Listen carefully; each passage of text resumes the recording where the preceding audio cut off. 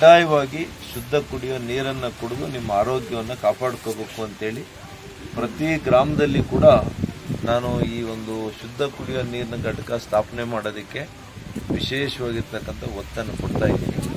ನೀವು ಇದನ್ನು ಸದ್ಬಳಕೆ ಮಾಡ್ಕೊಂಡು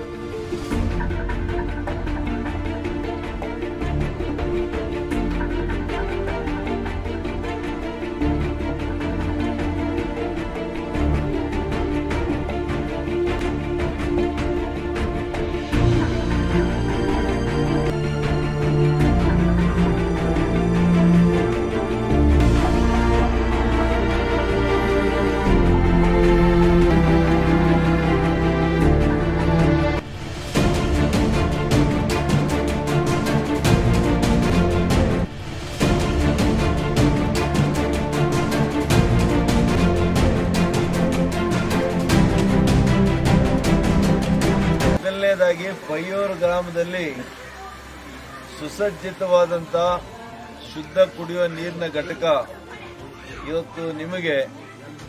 ಇವತ್ತು ಸೇವೆಗೆ ಮುಕ್ತ ಆಗಿರೋದು, ನಿಮಗೆ ಇವತ್ತು ನಾವು ಅನುಕೂಲ ಮಾಡಿಕೊಟ್ಟಿರೋದು ಬಹಳ ಸಂತೋಷದ ವಿಷಯ ನನಗೆ. ಮತ್ತು ಇದನ್ನು ತೇಜಸ್ಸು ಅವರ ಒಂದು